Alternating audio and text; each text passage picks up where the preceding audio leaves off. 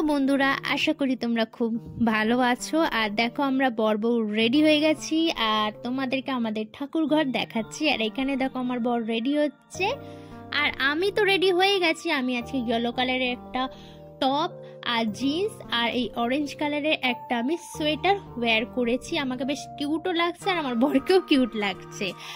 আর আজকে তোমাদেরকে আমি আমাদের ব্যারাকপুরটা ঘুরে দেখাবো, অর্থাৎ আমাদের এই ব্যারাকপুরের যেসব ঘাট আছে সেই ঘাটগুলো ঘুরে দেখাবো। তো যেসব কাপেলরা দেখছো ব্যারাকপুরের বাইরে থেকে, তাহলে তারা কিন্তু এখানে এসে ভিজিট করতে পারো এবং টাইম স্পেন্ড করতে পারো, কিন্তু কোনো দুষ্টু বুদ্ধি কিন্তু করো না।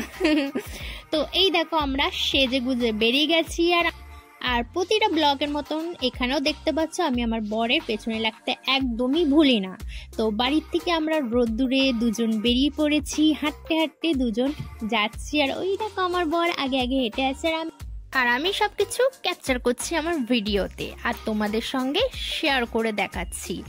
তো এটা হচ্ছে প্রমোদ ভবন, যেটা আমি তোমাদেরকে দেখাচ্ছি। অলরেডি অন্য কারোর বিয়ে হচ্ছে, তো 1 বছর আগে এখানে কিন্তু আমাদের বিয়ে হয়েছিল। এটা হচ্ছে প্রমোদ ভবন গেট নাম্বার 1। যারা বিয়ে করতে চাইছো বুক করে নিও 1 বছর আগের থেকে, নাহলে কিন্তু পাবে না বুকিং। আর এটা হচ্ছে ব্যারাকপুর স্টেট ব্যাংক। আর এই দেখো রাস্তায় যেতে যেতে কুল গাছ দেখতে পেয়েছি, পুরো গাছে কুলে ভরে গেছে। কিন্তু সরস্বতী পুজোর আগে মা বলেছে কোনো রকম কুল খাওয়া যাবে না, তাই ছোট থেকেই কোনো রকম কুল কিন্তু খাই না। তারপর দুজন হাঁটতে হাঁটতে ঘোলাঘাটে চলে এসেছি। আর অনেক বছর বাদে এসেছি, তো ঘাটটা খুব সুন্দর পরিষ্কার করা দেখছি।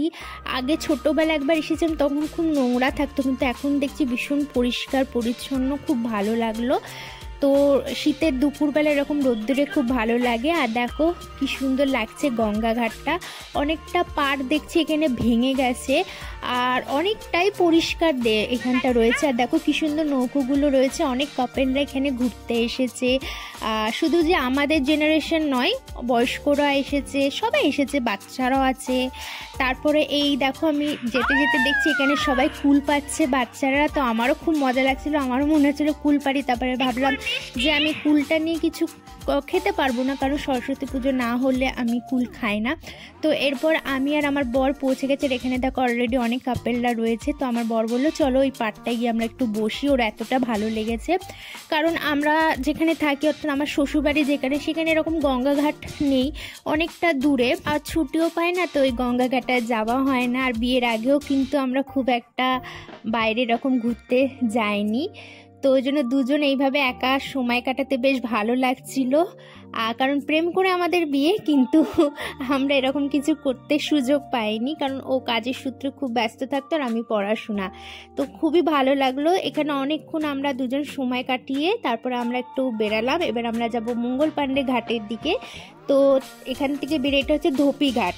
তো আমরা ঘোলাঘাটটিকে ঢুকে পুরো গঙ্গা পাড়টা থেকে ঘুরে তারপর আমরা ধোপিঘাটে এসে আমরা এখানে চা খাচ্ছি। ধোপিঘাট তোমরা অনেকেই চেনো, ধোপিঘাট থেকেই ওই পারে গেলেই হচ্ছে শ্রীরামপুর।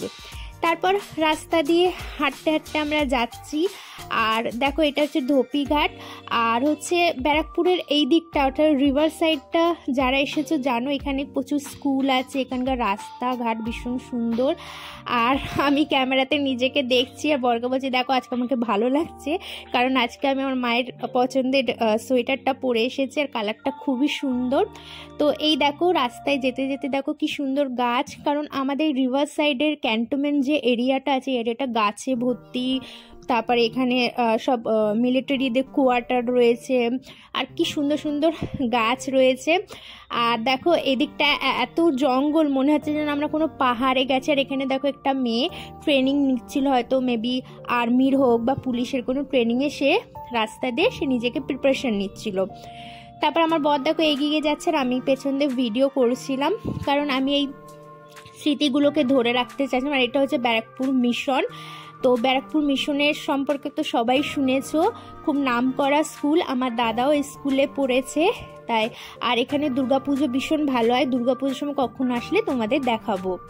তো এটা হচ্ছে স্ট্যাচু, দেখো কি সুন্দর লাগছে এই ভিউটা। আমি আমার বরকে বলছি আমাকে তোলা, মানে আমি আজকে প্রচণ্ড আনন্দ হয়েছিল। আর আমার সোয়েটারে দেখো নতুন সোয়েটারটাকে আমি দাগ লাগিয়ে দিয়েছি ফটো তুলতে গিয়ে। তোমার ওই যে নৌকো ছিল, ওই নৌকোগুলোতে না ওরা কি মানে কালার করেছিল, তো সেটা আমার সোয়েটারে লেগে গেছিলো। তো কিভাবে উঠবে জানি না, মাকে দিয়ে দেবো, মা জানে। আর এটা হচ্ছে আমাদের যে কলেজ, সেই কলেজেরই আমরা যেমন সায়েন্স বিল্ডিংয়ে আছে, আর এটা হচ্ছে আর্টস বিল্ডিং। এখানে আমি বরের সাথে ঝগড়া করতে করতে আছি যে তুমি কেন বিয়ের আগে আমাকে ঘুরাতে নিয়ে আসুনি, কেন আমরা কিছু করিনি, কেন এত তাড়াতাড়ি বিয়ে করেছি, মানে হাজারটা অভিযোগ নিয়ে করছি, হাসছি। কিন্তু আমরা খুব মজা করেছি, অনেক দিন বাদে দুজন একসাথে বেরিয়েছি, তো আমরা খুব একটা একসাথে বেরোই না, তো অনেক দিন বাদে বেরিয়ে ভীষণ ভীষণ ভীষণ ভালো লেগেছে। আর তোমাদের সঙ্গে ভিডিওটা শেয়ার করতে পেরে আরও বেশি ভালো লেগেছে। আর যদি তোমাদের এই ভিডিওটা ভালো লাগে তাহলে অবশ্যই লাইক, শেয়ার আর সাবস্ক্রাইব করতে একদমই ভুলো না। তোমাদের সাপোর্টে আমাদের চ্যানেলটা অনেকটা দূরে যাবে। আর এই যে বাড়িটা দেখাচ্ছি, সবাই বলে নাকি এখানে ভূতু থাকে, তাই তোমাদেরকে বাড়িটা দেখিয়ে নিলাম। যারা ইন্টারেস্ট আছে দেখে নিও এসে এখানে, আমার কোনো ইন্টারেস্ট নেই ভূত দেখার। আর দেখো দুজন গল্প করতে করতে অনেকটা রাস্তা হেঁটে আমরা মঙ্গল পাণ্ডে পার্কে হাঁটতে হাঁটতে 4:45 নাগাদ আমরা মঙ্গল পাণ্ডে পার্কে এসেছি। আর ওই দেখো দূরে দেখা যাচ্ছে। এখন পার্কের ভেতরে ঢুকতে গেলে, অর্থাৎ সারাদিন বিকেল 5টা অবধি তোমাকে পার পার্সনের জন্য তোমার 50 টাকা করে টিকিটের ভাড়া। তবে এটা আমার জানা ছিল না, ছোট্টবেলায় এসেছিলাম তখন তো কোনো টিকিট কাটারই ব্যাপার ছিল না। তবে এখন এটা নতুন নিয়ম কিন্তু করে দিয়েছে। তো যারা আসছো 50 টাকা করে টিকিট কাটতে হবে, কিন্তু মনে রাখো যদি গার্লফ্রেন্ডদের নিয়ে আসো বা বয়ফ্রেন্ডদেরকে নিয়ে আসো। তো পার্কটা দেখার তেমন কিছু নেই, গার্লফ্রেন্ড বয়ফ্রেন্ডদের জন্য টাইম স্পেন্ডের জন্য অবশ্যই ভালো, আমাদের কাপেলদের জন্য অতটা ভালো না, আমাদের কাপেলদের জন্য বাড়িটাই ভালো। তো তবুও চলে এসেছি, অনেক ছোট্টবেলায় এসেছিলাম, তো এখন এসে অনেকটাই ডেভেলপমেন্ট হয়েছে, সুন্দর পার্ক, বাচ্চাদের ভীষণ ভালো লাগবে এই জায়গাটা। তবে একটা পোর্শনটা পুরো কাপেলদের জন্য, তো ওখানটা বাচ্চাদের না নিয়ে যাওয়াটা বেটার। আর এই পোর্শনটা তোমার বড়দের বা বাচ্চাদের ভীষণ ভালো লাগবে। আর পাশেই তোমার ক্যান্টিন খুলেছে, আর এরকম মানে একটা ছোটোখাটো ক্যাফে বলতে পারো, রেস্টুরেন্ট বলতে পারো। তো এরকম গঙ্গার পাশে বসে তোমরা খাওয়া দাওয়া করতে পারো, তো খুবই ভালো লাগবে। গঙ্গার হাওয়া গরমকালেও খুব ভালো লাগবে, শীতকালে তো ভালো লাগছেই। আর ওই দেখো গঙ্গাটা কি সুন্দর লাগছে, সূর্য ডুবছে, তার উপরে নৌকো যাচ্ছে, মানে একটা আলাদা সৌন্দর্য। চলো তোমাদের একটু কাপল এরিয়াটা ঘুরিয়ে দেখিয়ে দিই। তবে আমার বর কিন্তু খুব রাগ করছিল, বলছিল একদম তুলো না, কারণ ওদের একটা আলাদা প্রাইভেসি আছে, তোলাটা উচিত না। সেটা তবুও আমি একটু দুষ্টু বুদ্ধি করে কিন্তু তুলেছি, তবে বেশি কিছু কিন্তু তুলিনি। পার্কে গিয়ে এই একটি কাকিমা যে এগুলো হাতে তৈরি করে বিক্রি করতে এসেছিল, ওনার হাজবেন্ড খুব অসুস্থ, তাই বললো দিদি একটা কিনো।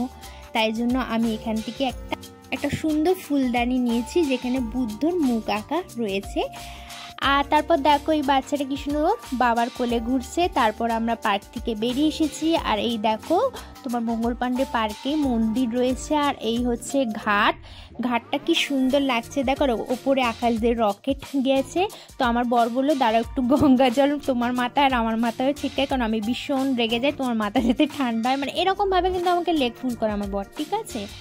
তবে আজকের দিনটা কিন্তু ভীষণ ভালো লেগেছে। তারপর পার্ক থেকে বেরিয়ে আমার খুব খিদে পেয়ে গেছিলো, তো এখানে আমরা ফুচকা খাচ্ছিলাম। তো ওখানে একটা মানে একটি মেয়ে গোলাপ নিয়ে বসেছিল। তো আমার বর বলছে যে তুমি এখানে ফুচকা খাও, তবে ফুচকা শেষ হয়ে গেছিলো। তো আমি ওখানে তোমার পাপড়ি চাট কিনছিলাম, আর ওখানে আমার বর হচ্ছে দেখো আমার জন্য গোলাপ ফুল কিনতে গেছে। আর এই দেখো পাপড়ি চাট খাচ্ছি। এখানে ভিডিওটা শেষ করলাম, ভালো থেকো, সুস্থ থেকো।